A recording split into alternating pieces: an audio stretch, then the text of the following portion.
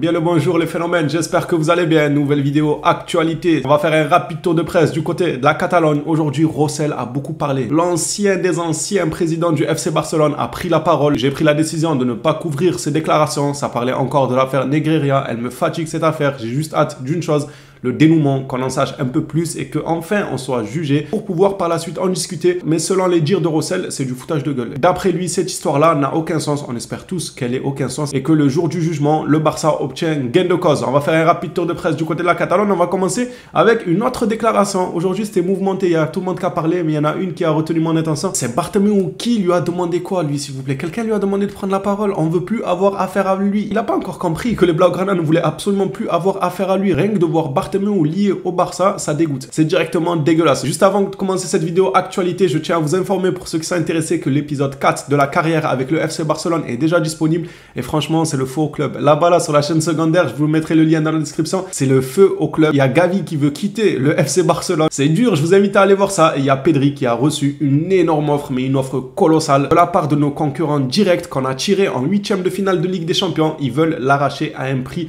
monstrueux. Je vous laisse aller découvrir ça dans l'épisode 4 de la carrière qui se trouve dans la description. Et on est parti pour cette vidéo actualité. On va commencer par la déclaration de Bartomeu. Tiens, Bartomeu nous dit: ce serait un plaisir de les revoir, en parlant de Laporta et Rosell. Je n'ai aucun problème avec eux. Mais c'est bien ça le souci, Bartomeu. Toi, tu n'as aucun problème avec eux. Mais eux, ils ont certainement un problème avec toi. Nuance, là est le problème. Eux, ils ont un problème avec toi. Enfin, pour Rosell, je n'en sais rien. Mais pour Laporta, t'as vu dans quel état tu lui as laissé le club? Tu crois qu'il n'a pas un problème avec toi? Il a trouvé le club plus bas que terre. Peut-être qu'on verra des images sortir de Laporta qui dîne avec Bartomeu pour parler notamment de l'affaire Negreira, car ils sont tous visés, que ce soit Rosell, Laporta, Bartomeu, ça concerne le club dans son entièreté. Donc il se pourrait qu'ils discutent ensemble, mais ça se voit que si Laporta se rend à un rendez-vous pour rencontrer Bartomeu au restaurant, c'est pour le dîner avant tout. Ça se voit qu'il voudra juste grailler et après, pourquoi pas au passage, s'il peut parler à Bartomeu. C'est sûr que sa priorité, ça sera le dîner, parce que ça se voit que Laporta, il doit l'avoir à travers la gorge, l'état dans lequel il a retrouvé son club. Passons maintenant à une autre information qui fait plaisir. Elle fait suite à l'information que je vous ai déjà partagée hier. Pedri, de retour à l'entraînement, Relevo vient remettre une couche et nous annonce que Pedri est sur le point de revenir. Reviens-nous vite, Pedrinho, t'auras du pain sur la planche. Il faut que tu mettes les bouchées doubles toi aussi, parce qu'au milieu de terrain là, il y a de la concurrence, elle est féroce. J'ai hâte de voir son retour. Concernant Ansu Fati, c'est à peu près la même chose, car on en a déjà parlé il y a 2 ou 3 jours, mais Sport vient remettre une couche sur la situation. La situation précaire du club durera encore au moins un été pour aborder sereinement la planification. Le Barça a besoin d'une grosse vente en 2024 pour le moment. L'idée principale est de vendre Ansu Fati. Si c'est réellement le cas et que l'été prochain, probablement en vrai vu la situation, on va encore peiner, on va encore galérer, moi je vais faire ma théorie dès maintenant. Voilà, l'été prochain c'est dans longtemps, mais j'ai déjà une théorie. Pour moi, c'est Rafinha qui va être vendu. Et si jamais Yamal il continue sur ce chemin-là et qu'il explose, il y a moyen que le Barça va commencer à lui faire un peu plus confiance, aller chercher peut-être un autre attaquant droit pour être en concurrence avec Yamal, mais à moindre coût, parce que Rafinha nous a coûté à peu près 70 millions et surtout que c'est une bonne valeur marchande. Je pense que si l'année prochaine on est dans une situation précaire comme nous indique Sport apparemment, si tel est le cas, bien sûr, soit Lewandowski s'en ira vers l'Arabie Saoudite dès la saison prochaine, soit ça va être Rafinha qui va servir de monnaie d'échange pour renflouer les caisses du FC Barcelone. Après, c'est tiré par les cheveux parce que Rafinha là, il est en train de devenir un élément important dans le sens où il devient polyvalent. Il n'est plus uniquement le concurrent de Yamal, mais il peut aussi se positionner derrière un attaquant, jouer en 8, avancer. Ça doit énormément plaire à Xavi. Peut-être que l'été prochain, même si les dirigeants souhaitent se séparer de Rafinha parce qu'il a une bonne valeur marchande,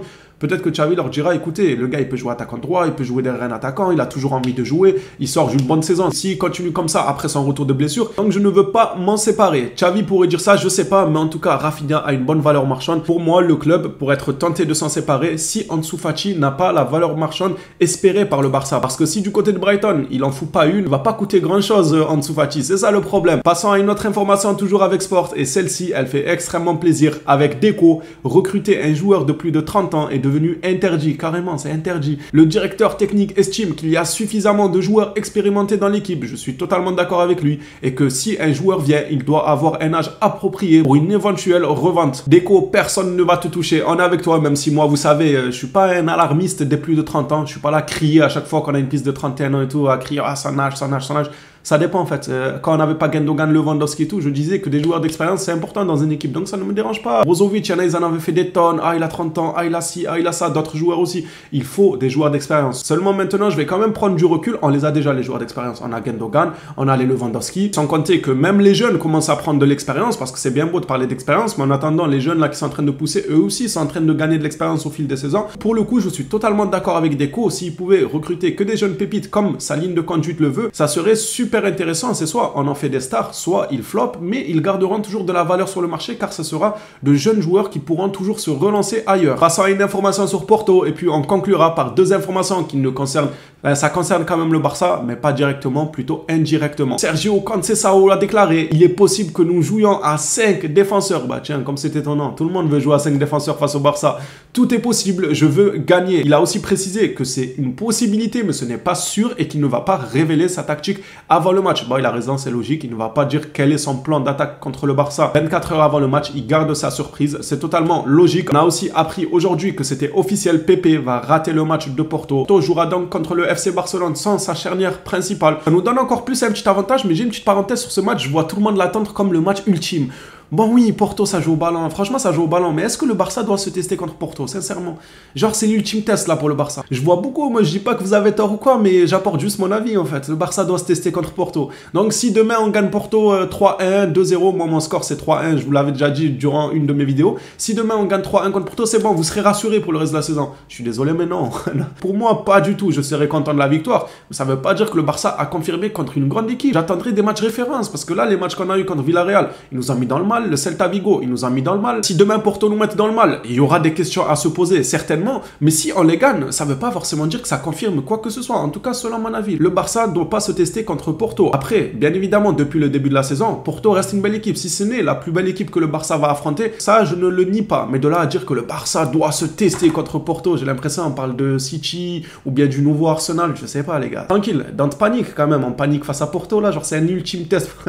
Pourquoi pas, franchement. Allez, on va passer à une autre information que ça concerne Messi et l'Inter Miami. L'Inter Miami aurait promis à Messi qu'il pourrait dire au revoir au Barça. Non merci, c'est bon, on a fait les adieux, on va rouvrir. En fait, Messi il est parti il y a 15 ans en arrière et chaque année il y a un nouveau truc. Messi de retour, Messi va venir dire au revoir au Camp Nou, Messi va venir manger à la cantine du Camp Nou, Messi va s'entraîner avec le Barça, Messi va dormir dans sa maison à Barcelone, mais laissez-nous tranquille. C'est bon en fait, ça y est, on s'est séparés, il a fait une belle histoire du côté du Barça, il s'est passé ce qu'il s'est passé, à un moment donné, il faut tourner la page. Après, je suis pas contre son au revoir au Camp Nou, il le mérite totalement. C'est juste que chaque matin, on a une nouvelle sur Messi qui est rallié au FC Barcelone. On est fatigué, Messi, viens dire au revoir quand tu veux là. Mais dis à la presse qu'ils arrêtent de sortir un article sur toi et le Barça tous les 4 matins. On va finir cette vidéo actualité par une autre information. Je vous ai dit qu'elle ne concernait pas forcément le Barça directement, mais indirectement. C'est Nacho étant sanctionné de 3 matchs car il a pris un carton rouge avec le Real Madrid lors du dernier match. Il écope donc de 3 matchs de suspension en Liga, ce qui fait qu'il loupera le Classico. En réalité, il ne loupera pas grand chose car ce sera une défaite. Tant mieux pour lui, il ne se fatiguera pas sur le terrain à courir derrière le ballon pour au final encaisser une défaite. Il va rester au repos et voir son équipe perdre tranquillement. Les Blaugrana, cette vidéo actualité est terminée. Merci à toi si tu as suivi jusqu'ici. On s'attrape à la prochaine vidéo sur le FC Barcelone. N'oubliez pas d'aller checker la carrière, là c'est vraiment le feu au sein des vestiaires. Mais niveau résultat, on s'en sort plutôt bien avec le Barça. Durant cette aventure où on va aller chercher la Ligue des Champions, tout se trouve dans la description. On s'attrape donc à la prochaine vidéo. D'ici là, prenez soin de vous les phénomènes.